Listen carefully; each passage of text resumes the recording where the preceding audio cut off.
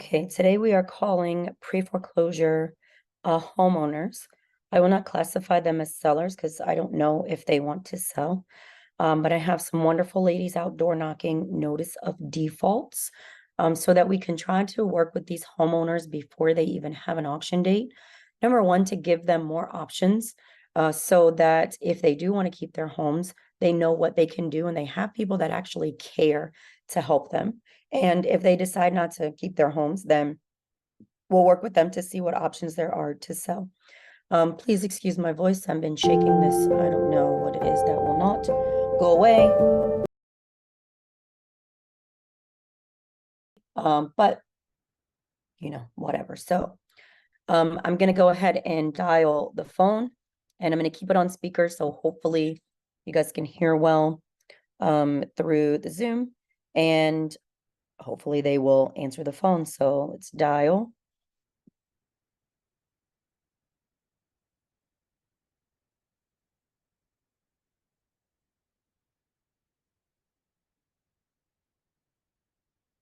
Please leave your message for 8045. Okay, so they did not answer the first time, so we're going to try to call a second time.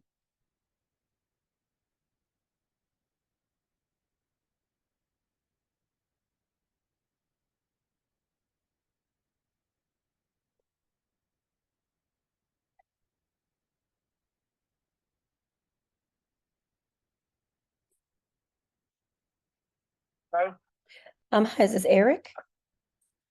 Yeah. Hey, Eric, this is Tanisha. Angie and Joan, I think they let you know that I was going to give you a call about your property. Is now a good time to talk? Yeah, good. Okay, perfect. Well, thanks for giving me a chance to give you a call. Just wanted to kind of touch base with both you and Natasha kind of about what's going on with the house and see if there's something we can do to kind of help you guys out. Is Natasha there with you? Yeah, hold on for a second. Okay.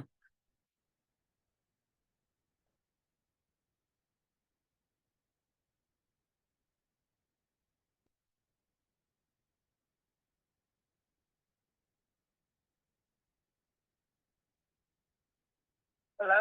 Hey, Natasha, how are you? Good, good. My name is Tanisha. I was just telling Eric, I was just giving you guys a quick call. And it looks like the lender may be kind of trying to push a potential auction on the property, and I'm not sure, were you guys aware what was going on with the lender? No. Okay. Yeah, I'm seeing that happen quite a bit. So our goal is just to kind of, number one, make sure that you're aware. And please excuse my voice. I don't normally sound like this, but I'm trying to shake this cold that has been stuck with me for like 2 weeks. So I apologize in advance. But we talk to a lot of homeowners that literally have no clue what's happening with the lender because they don't make it very easy to tell you all the time, so that we can kind of go over with you what options you have before you get to a place where they're starting to kind of throw out auction dates and kind of really at the phase of scaring people. So I may ask you guys a few questions, just kind of figure out what's going on so I can help you with a game plan on, whatever you're looking to do. Is that okay? Okay, awesome. So the first question is, who's the actual owner on the house? My mother, and then I went to probate court. Okay. All right. So it sounds like, so your mom passed away. I'm so sorry to hear that. Um, so probate, and then did you get the deed just transferred into your name? Is that what happened? Yeah, Okay. Are you the only one on the deed? yeah. Okay. All right. And then, so it sounds like you transferred the deed out to probate, but there's still a mortgage on the house that was in your mom's name. Is that right? Yeah, that's well, I don't know, between a conversation between my mom and my great aunt is when she passed, it supposed to been paid off. Okay. Okay. Who lives in the house right now? It's just me, my dad, and my kids. Okay.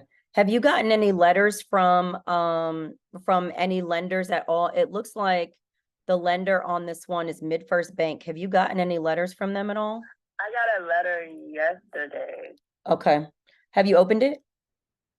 I haven't opened it. I was working, so I was gonna open it later. Okay. Do you happen to have that letter in front of you? Because I bet it's probably telling you about what I'm telling you about right now. Do you have it somewhere you could grab it so we can make sure, you know, kind of what it's talking about? Yeah, hold on. Okay.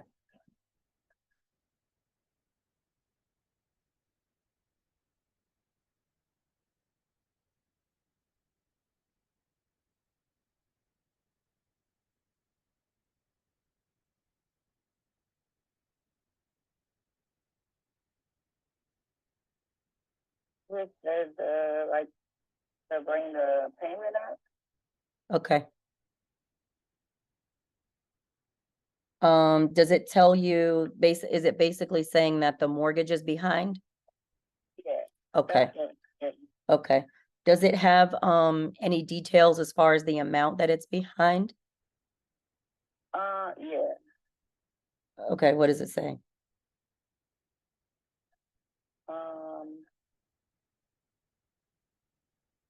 $4,419.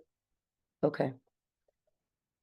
Does it, so have you guys been making any payments on this house at all? I have, and then somebody started running my check, Okay, and they took a great amount of my check, so that's how I got behind. okay, But then I was talking to a bankruptcy lawyer. okay. That makes sense. I've seen, you know, this happens to a lot of people for a lot of reasons. So, you know, my job is just to see kind of, you know, what is happening now and then what, you know, what options you might have going forward. So does it say on there what the monthly payment is on the mortgage? It's 873. 873, okay. And so do you know the last time that you made a payment or does it show it on there? Um,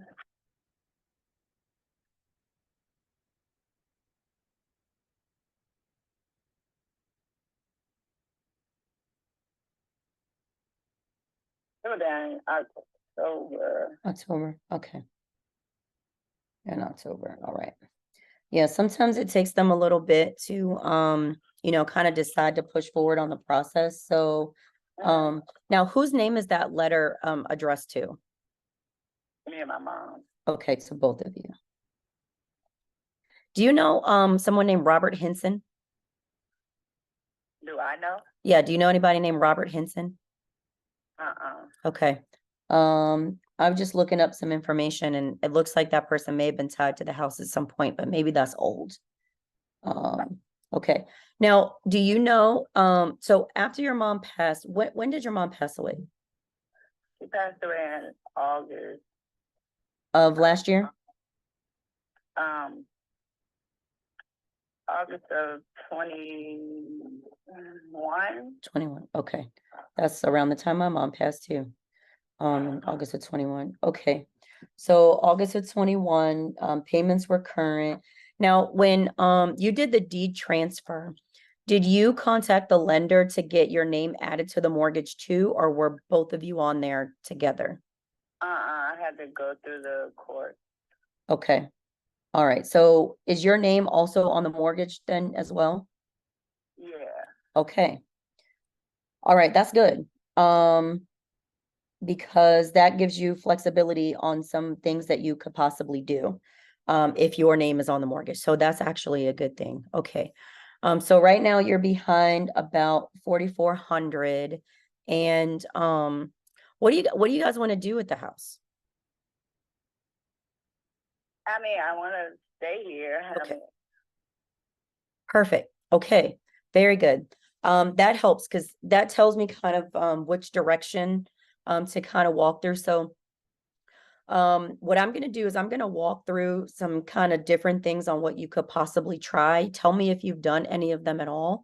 And if you have, that's totally fine. Like, have you done anything with the bank so far? Have you talked to them?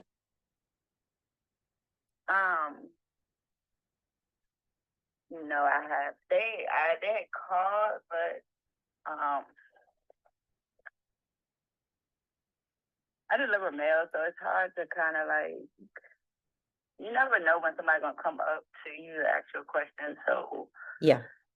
I keep, and then I've been working. Okay. I totally get it. Now you make me feel bad for going to talk to my mail lady. So maybe I won't have these like super long conversations with her anymore, but she's so nice. Okay, cool. So let's walk through a couple of different options for you just to see what might potentially work for you. And again, if your name is listed on the mortgage, some of these options are potentially easier for you to do because your name is also listed on the mortgage. So the first thing that I like to kind of go through with people if they want to keep their home is just to reinstate the loan. And what that means is the amount that you're behind, just to catch that up and then start making the payments again. So do you think that you're in a position today to be able to just catch up that amount that's behind and then start making the payments again?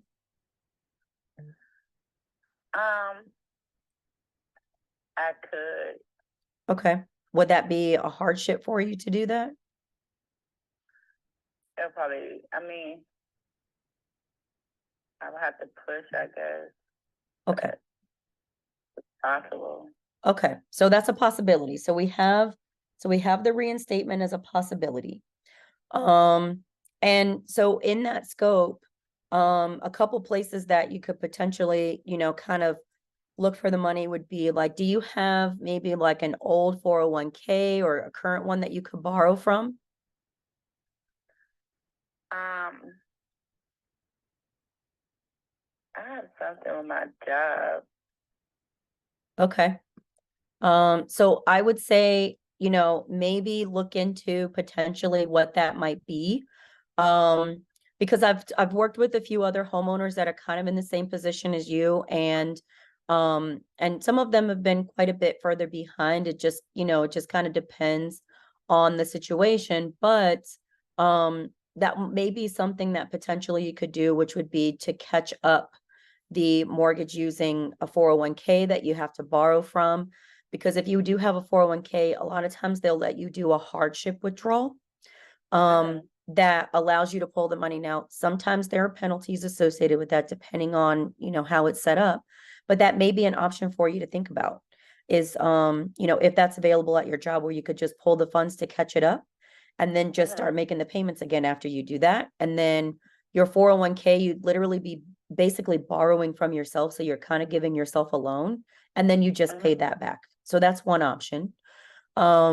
Another that I've seen some people do is just see if they could get a loan from family and friends. Do you think that's something you might be able to do? No. No? Okay. All right. Cool. So right now we have the potential option for a 401k or maybe some savings. Is there anything that you have that maybe you could sell to make some of the money?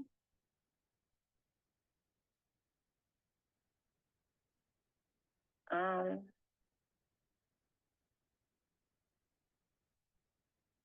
Maybe I'm not sure, but Okay. Okay. So I'm going to kind of tell you some stuff that some other people that I've worked with have done before, and it sparks things sometimes. So I'll give you an example, like my husband. I love my husband, but he likes shoes. And recently he started selling some of his shoes on eBay, which was kind of cool because he brought in some extra money that, was able to pay for some stuff. So there's Facebook Marketplace, like for us here locally. I sell stuff on Facebook Marketplace all the time, just to gather up some quick funds for things that I'm not even using anymore. So that may be an option. I have a homeowner that we worked with recently that did that, and I think they were behind maybe like $3,000, and the stuff that they sold was enough for them to make the money to pay, catch up the mortgage. So that could be an option potentially. The other option that you may have available to you is a loan modification. And does that paper that you have say what type of loan that you have? Does it say like FHA or BA or conventional or something on there? I think it's FH. FHA? Mhm. Okay. So what may be available to you is what's called a loan modification. Do you know what a loan modification is? Somewhat, but not. Okay. So the short version of a modification just means that you will work with the lender to submit paperwork that basically is asking them to either review or adjust the terms of your loan. And a lot of times by doing that, they'll take what you have behind and potentially put it on the back end of your loan. So it no longer makes you behind. And then at the end of the initial loan term, let's say that you had a mortgage that you have to pay for like another 15 years. At the end of that 15 years, they will then have you start paying back on the amount that you were behind. But it doesn't hit you today. So that may potentially be an option for you. Now, some of the modifications right now, depending on the type of loan, they either keep your loan exactly the same way they are right now with the interest rate as it is. Like, do you know what the interest rate on the loan is right now? Does it say it on that paper? Um,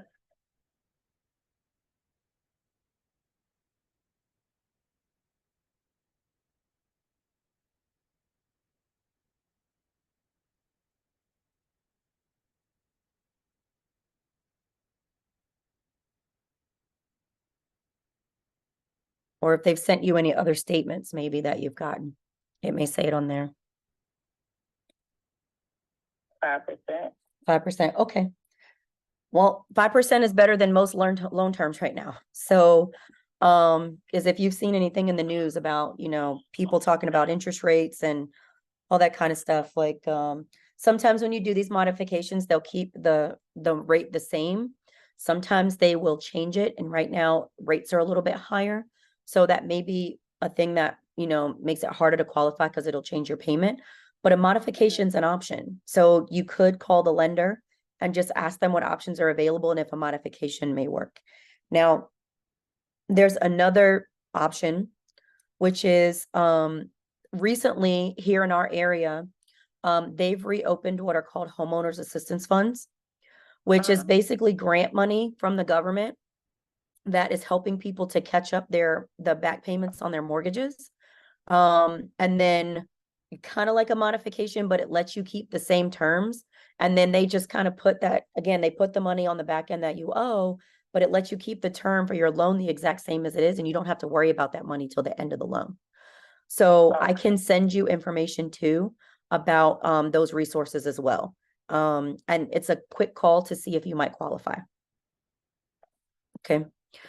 Now, the other options that you have, I'm not necessarily going to go down that route with you because, we've got stuff like if you wanted to sell, you could list it with a realtor, or if you wanted to sell it, you could sell it for cash. But you're not in that boat because it sounds like you're in the phase where you want to keep the house, and that's totally fine, especially with the amount that you owe. You're definitely not far behind. Like, unfortunately, I had a lady I talked to last week. She's about $100,000 behind on her mortgage. So her situation's a lot different than, kind of where you are. Even where, you mentioned bankruptcy, I would definitely say, if the mortgage is the biggest thing that you're facing right now, maybe try some of the other options before you get to that point. Because there's a lot that comes along with bankruptcy. I'm not a bankruptcy attorney. I don't do them. I've, worked with some homeowners that have done it before. But I think you have some options available to you before you get to that. Yeah, it was just that I just talked to them because, they was garnishing my check and I had 3 kids and then, Yeah, I get it.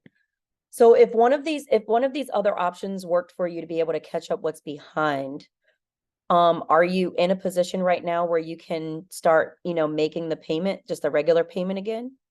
Yeah, because my garnishment stopped. Oh, good. Good. Okay. Okay. So here's the advice I would give you right now, Natasha. based on everything that you told me, and thanks so much for giving me that information, because it really helps me like paint a picture of where you are today, so I can kind of give you the advice based on my experience on what would be a good fit for you. The So first now thing, it's like catching up, like yeah, from. yeah, I think if that's your goal, I would definitely, you know, try to do that first. And so, first thing is, a lot of people don't want to call the lender because they're kind of nervous or they're not sure, you know, what they're going to say or what's going to happen. But I would Mhm. encourage you to make a call to the lender. Mhm. And the reason I'm telling you that is because if they know that you're trying to work with them, they will work with you as much as they possibly can. Right. And we want to do that now before they push an auction date, because here's what's going to happen if they push an auction date. Number one, your phone is going to start blowing up. You're going to have a million people calling you, and most of those people are not going to do what I did, which is go through with you what you want to do and go through the options. They're just going to Mhm. start throwing numbers at you to buy your house. And, you know, do we buy houses sometimes? Yes, but the majority of what we do is help people keep their homes if that's what they want to do. And Mhm. so that's the phase that you and I are in, is like, how can we help Natasha and her family keep her house? And those other people, they're most of them are not going to do that. They're just going to say, you know, I'll give you X amount to sell your house, leave by this time, and da da da da da. But I really don't think that you're there. And it sounds like that's not what you want to do. So, I can, if you can give me your email, I will email you some information about what we just talked about. And then Mhm. also, again, I'm going to encourage you to call the lender. And if you can call them, you know, I would say, I don't know what your schedule looked like today. Maybe you can't fit it in today, but I would try to call them by Monday, because they have Mhm. not pushed an auction date yet, as far as I can Okay. see. Okay. So if you give them the call ahead of time and you just kind of tell them the situation. Now, I've had to call lenders for people before, and Mhm. the more open you can be with them about the situation, like, look, you know, I have 3 kids. My mom passed away. You know, let them know that. And sometimes people don't want to tell them those things, but remember, on the other end, we're still talking to people. Right. And the more you can get them to kind of empathize with your situation, they're more willing to work with you. So, you know, kind of let them know what's going on. You had this garnishment and it was a one-time situation, but now you're in a position where you can start making the payments again. And you just Mhm. need them to help work with you on the payments that are behind. They may even be able to work out a repayment plan for you on just the 4,000 you're behind, so you can Mhm. make the regular payment and then do a small add-on repayment for that portion too. And then you don't Yeah. have to touch anything with the loan, no modifications, none of this other stuff. They may be able to just do that for you, and you just start making the payment again. But none of Yeah, that I can want to happen like if you don't that. call them. Yeah. You're right. Yeah. So that's what I would encourage for sure for you to do. And um, like I said, I can send you an email just kind of outlining some of this information for you so you know what the different options are.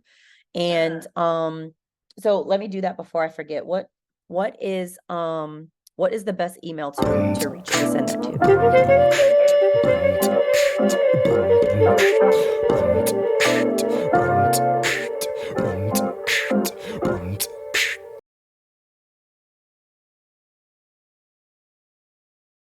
Now I got your number 2, so I'll make sure I save that. Okay. So I'm going to gather those resources together for you, the information that we just talked about. And then would it be okay if I follow up with you maybe like on Tuesday just to see how the yeah, conversations went? that's fine. Okay, perfect. And I'll make sure too that you have my number. If you talk to them before I follow up with you on Tuesday, feel free to give me a call and we can kind of talk through what they told you, because I want to make sure that you're taken care of. Because honestly, I've talked to people in all phases of the foreclosure, the head ahead of foreclosure process, including Mhm. people that are about to lose their home like tomorrow. And I don't want to see you get to that point, especially because you have time and you have options. Yeah. Okay. Yeah, I definitely don't want you to be one of those stories, because those are the ones that they really hurt me the most. It's like we've done everything we could, but there just wasn't enough time to do something. And I've seen some people lose their homes and the sheriff is at their house the next day, like telling them they have to leave. And I don't want that for you, especially again, you've got time. And that's why we try to work with homeowners. As soon as I see this information from the county, we try to get on it as quickly as possible. So you have as much time and options as we can give you. Yeah. Okay. Well, is there anything that you had a question for me about that I might be able to answer that we didn't talk about? Anything at all? Not right now, but I do have your number now, so. Okay, perfect. And are you guys okay on like other bills, like electric, all that stuff? Are you guys okay on those? Yeah. Okay, very good, very good. Because we have, different information we can send. We got people in all kinds of situations. So I'm glad you guys are okay, on that standpoint. So give me just a bit. I'll email this information over to you. And like I said, if you have any questions, you can definitely reach out to me. And as of now, I'll set a follow-up with you on Tuesday. Is there any time that's good for you, like a time range that is good or doesn't work? Anytime after 10. I mean, if I don't answer the first time, just give me a moment and then. Okay. All right, perfect. And if you can, do me a favor, just save my number. And then I always tell people to put on the end, okay to answer, because number one, I'm not a spammer because I get those calls all day long. I swear, if one more person tries to sell me health insurance, I'm probably gonna pull my hair out. And then, so just save me in as okay to answer. So you know that it's okay to answer my call. And like I said, in this process, depending on when the lender starts pushing stuff over to their attorneys, sometimes it's fast and sometimes it's a little slower. And what I don't want is for people to just start bombarding you with phone calls and then you forget that it was actually okay to talk to me. Yeah. Okay. All right, Natasha. Well, good talking to you. And like I said, if you need anything, have any questions in the meantime before Tuesday, feel free to give me a call and we'll touch base at the latest then and we'll see what kind of action plan we need to make going forward. Okay. Okay. All right. Have a great weekend. Thank you so much for All giving right. me the opportunity to talk to you. Okay. Okay. All right. Thank you. Talk to you soon. Bye-bye. All right. Bye-bye. Okay, so that was a live call with a homeowner that had a notice of default pushed out. And what notice of default means is the lender has said that they're behind on payments and they need to catch up their mortgage or they're going to push an auction date with the trustee. So you see that on that call, she had a letter that she had not even opened. And I asked her to open it live. Now, how many of you would have been afraid to ask the homeowner to open the mail while you're on the phone with them? But the only way that I can get them to get the information is just to ask. So I broke a couple of my own rules. So let me tell you, a couple of my own rules is not multiple choice. So you see where I said, and I asked a question and then I gave a couple of responses. Now, normally I wouldn't do that, but the reason I did is because I knew she was going to give me one of two answers, not like 3, 4, 5, 6 answers. So in that case, it was okay for me to say, well, this or that, because I'm looking for a specific response. But normally I would not have done that. I just asked the question and then I stopped. And you see the times where I did this, that was me asking the question and then stopping, making sure that I don't overtalk her or ask questions that really just have me rambling down. So I'm going to set a follow-up with this homeowner on Tuesday, but she wants to keep her house. She's only behind by like $4,500. That's probably about accurate depending on depending on the payment. And we'll go from there and follow up and see how everything is going with them and if they're able to get that caught up. So until next time, thank you very much.